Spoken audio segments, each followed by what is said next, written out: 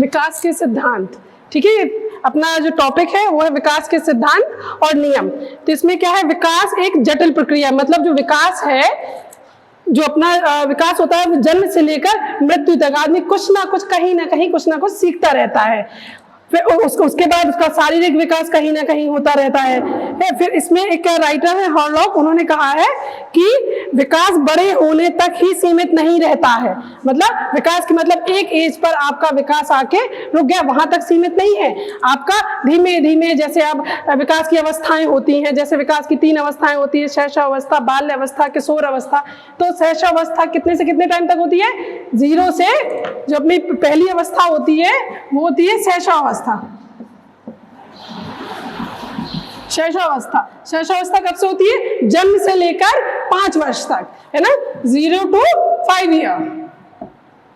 ठीक है, फिर शैशवावस्था, उस समय बच्चा पैदा होता है, मतलब उस टाइम, लेकिन वो धीमे धीमे कुछ ना कुछ छोटी छोटी चीजें अपने घर वालों से, अपने माता पिता से, अपने सबके परिवार में जितने भी लोग हैं उनसे कुछ ना कुछ धीमे धीमे वो सीखता रहता है। ठीक है, अब इसमें एक राइटर है हॉलॉक, उन्होंने कहा है कि विकास बड़े होने तक सीमित नहीं होता है, पर अपितु वो जीवन पर्यंत तक चलने वाली प्रक्रिया होती है। ठीक है, इसमें एक राइटर है जेम्स ड्रेवर, जेम्स ड्रेवर है, उन्होंने कहा है कि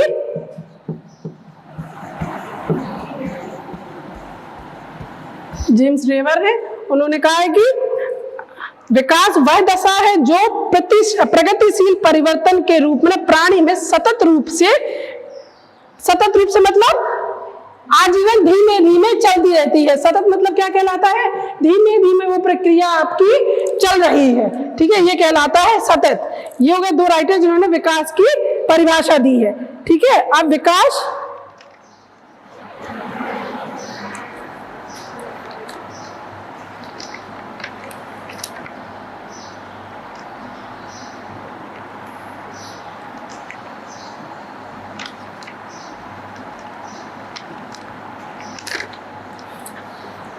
विकास की अवस्थाओं के बारे में अभी हमने बात करी थी। तो पहली बताई थी हमने शैशवावस्था 0 से 5 वर्ष तक। फिर होती है बाल्यावस्था। बाल्यावस्था जो होती है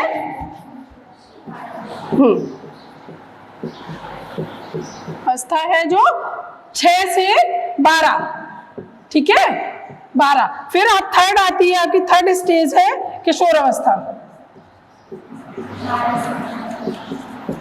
ये होती है 12 नहीं बेटा, 13 से 18 वर्ष तक। ठीक है, ये अपने विकास की 3 अवस्थाएं होती हैं। अब पहली जो अवस्था है जन्म से लेकर 5 वर्ष तक, तो जन्म से लेकर 5 वर्ष तक वो क्या बहुत ज्यादा चीजें तो सीखेगा नहीं, बहुत बेसिक चीजें सीखेगा। फिर होती है 6 से 12 वर्ष तक। फिर वो 6 से 12 वर्ष में थोड़ा और उसका शारीरिक विकास होगा, मानसिक विकास होगा।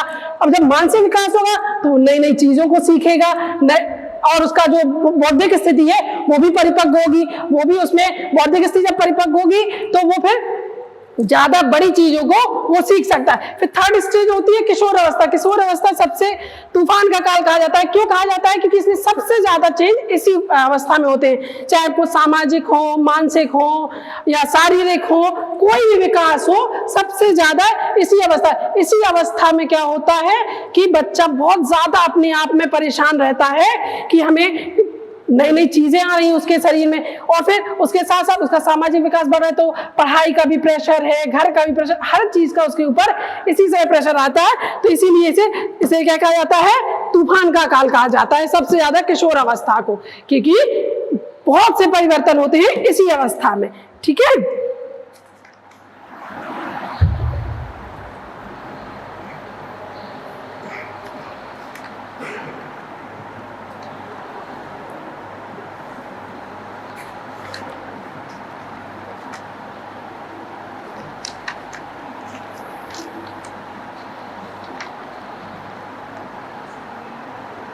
अब जब बच्चा धीमे धीमे बढ़ता है तो उसका सामाजिकरण भी होता है, वो समाज से मिलता है, बाहर जाकर खेलता है, मिलता है, जुलता है, तो वो क्या कहलाता है? सामाजिकरण कहलाता है। सामाजिकरण में क्या होता है? जब समाज कैसे बनता है?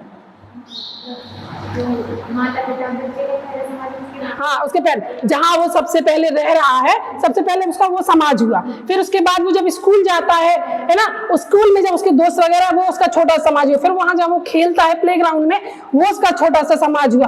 तो उन सभी समाज के लोगों के साथ, और समाज कैसे बनता है, विभिन्न जाति धर्म के लोग व्यक्ति होते हैं, उनसे समाज बनता है। तो जब समाज व्यक्ति जाता है तो वो नई नई चीजों को सीखता है, क्योंकि हर व्यक्ति अपने आप में अलग अलग व्यक्ति होता है, सेम नहीं मिलता है। कोई किसी के विचारों को अडॉप्ट करता है, कोई किसी के विचारों को अडॉप्ट करता है, तो हर बच्चा सेम नहीं होता है। तो जब बच्चा समाज में आता है तो वो फिर अच्छी चीजें भी सीखता है और बुरी चीजें भी सीखता है ना।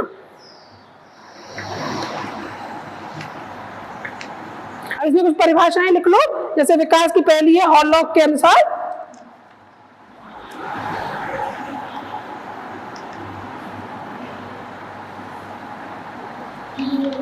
हॉलॉक के अनुसार लिखो इसमें, विकास बड़े होने तक ही सीमित नहीं है, विकास बड़े होने तक सीमित नहीं है,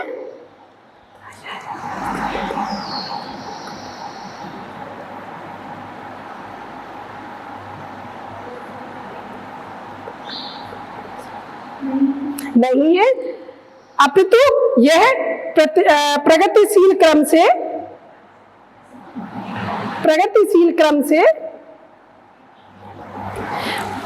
क्रम से परिपक्वता में सहायक होता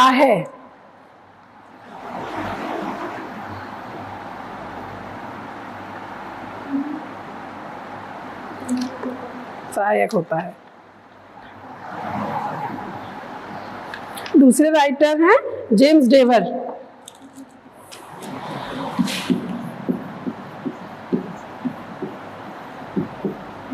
हाँ, ये लिख दिया, जेम्स डेवर।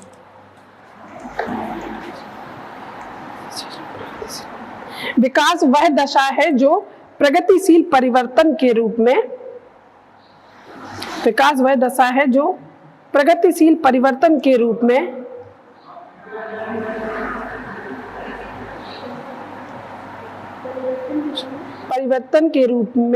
प्राणी में सतत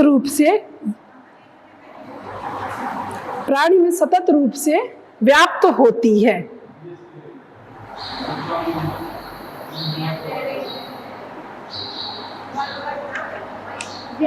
हाँ, व्याप्त मतलब उसमें अपने आप आ जाती है ना। जैसे जैसे उसमें परिवर्तन होता जाता है, उसमें अपने आप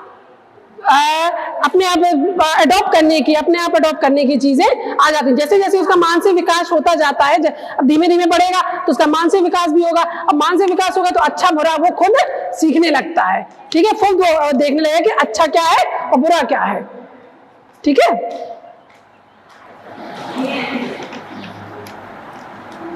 अब है विकास की विशेषताएं। हेडिंग डालो, विकास की विशेषताएं।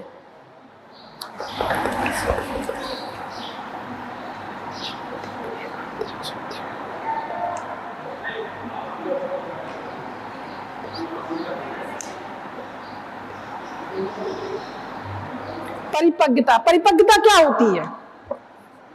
परिपक्वता मतलब मैच्योरिटी, है ना। जैसे ही वो धीमे धीमे बड़ा होता है, लोगों से मिलता है, बातचीत करता है, इसकी पहली विशेषता है परिपक्वता का सिद्धांत, ठीक है। धीमे धीमे जब वो मिलता है, बात करता है, तो उसमें अपने आप परिपक्वता आ जाती है, उसमें अपने आप क्या कहेंगे, मैच्योरिटी आ जाती है, चीजों को समझने के खुद अपने आप में आ जाता है उसे। मतलब ये सब चीजें सिखानी नहीं पड़ती, वो परिस्थिति के अनुसार ही अपने आप को चेंज कर लेता है, ठीक है, क्योंकि वो शारीरिक रूप से, मानसिक रूप से इतना विकसित हो गया है कि वो अपने आप में परिवर्तन कर लेता है, ठीक है। फिर है मूल प्रवृत्तियों के आयाम। दूसरा है मूल प्रवृत्तियों के आयाम।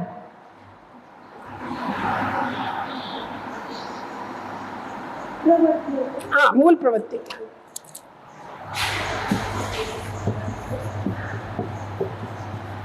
मूल प्रवृत्ति के आयाम।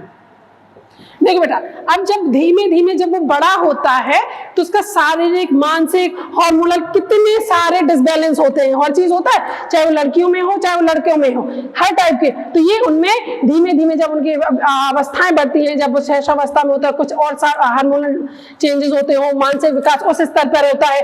फिर जब वो बाल्यावस्था में आता है तो बाल्यावस्था में हार्मोनल होते हैं, चेंज होते हैं। फिर उसके बाद उसका शारीरिक, मानसिक विकास होता है। किशोर अवस्था में आता है तो उसमें अलग, मतलब हर अवस्था में उसके कोई ना कोई परिवर्तन, चेंज होते हैं। ठीक है, अब चेंज क्या है, ऊपर की ओर बढ़ता है, नीचे की ओर नहीं। कुछ ना कुछ नया ही आपको सीखने को मिलेगा, कुछ नए परिवर्तन होगा आपका शरीर में भी आपको कोई ना कोई नया परिवर्तन होगा, है ना।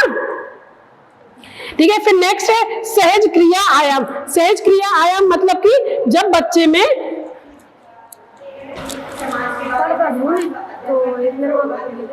अब रुक जाओ। ठीक है, सहज क्रिया में आयाम, सहज क्रिया आयाम। सहज क्रिया आयाम क्या होता है, व्यक्ति जब धीमे धीमे बड़ा होता है तो उसमें अपने आप में भय, क्रोध, प्रेम, ये सारी मूल प्रवृत्तियां अपने आप ही जन्म लेने लगती हैं। जैसे भय मतलब डरना, किसी चीज को देख के डरना, भय, प्रेम, क्रोध, रोना, गाना, ये मूल प्रवृत्तियां अपने आप बच्चों में अपने आप चली आती है। ये नहीं है कि उसके पेरेंट्स, जैसे कोई दुखद क्रिया हो गई कहीं और उसमें कोई बच्चा हंस रहा है तो नहीं, वो अपने आप देखेगा कि यहाँ कोई समस्या ग्रसित काम हो रहा है तो वहां पे वो अपने आप दुखी होगा। उसे कोई नहीं सिखाएगा कि नहीं बेटा ये अच्छी चीज नहीं, यहाँ हंसा नहीं जाता। वो अपने आप उसमें इमोशन आएंगे। ये क्या होता है, उसे जन्मजात चीजें मिलती हैं, ये सारी चीजें। ठीक है, सहज क्रिया है।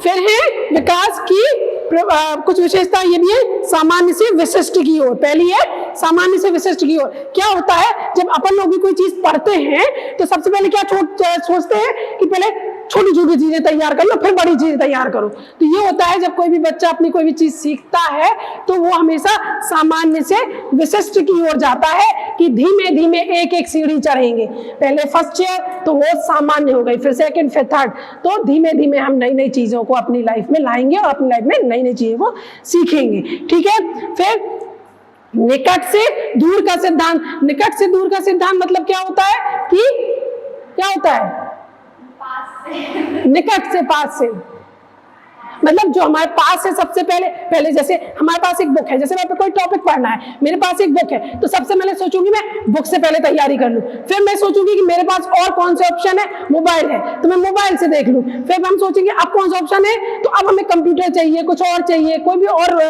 प्रोडक्ट चाहिए, तो फिर उसके लिए हम फिर बाहर जाएंगे। तो जो सबसे पहले हमारे पास जो चीज है उसे सीखने की कोशिश करेंगे।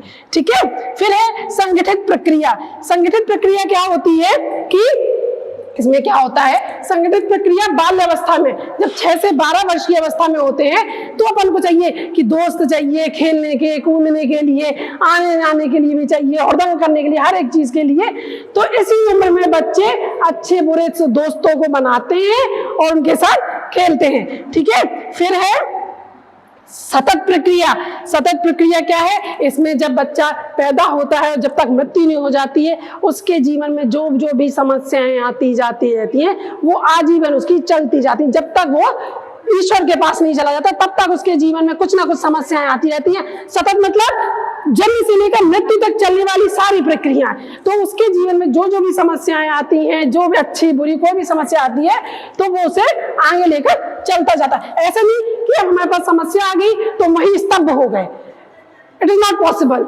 क्या होता है कि फिर उसे पार करके उसे भी आगे बढ़ना होगा। लाइफ में क्या होता है, हर एक चीज अच्छी नहीं होती, कभी बुरा फेस भी आता है, कभी अच्छा फेस भी आता है। तो ये नहीं कि हम अच्छा फेस देखना जाना, बुरा फेस आए तो हम अपने आप को वही टूट गए, नहीं, हमें उसे आगे उस बुरे फेस को भी पार करके आगे बढ़ना। तो ये कहलाती है आपके जीवन की सतत प्रक्रिया।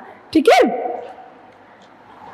अब है विकास प्रक्रिया के सामान्य प्रारूप। अब विकास प्रक्रिया के सामान्य प्रारूप में क्या है, इसमें बच्चे के शारीरिक, मानसिक, संवेगात्मक विकास में क्या क्या आता है।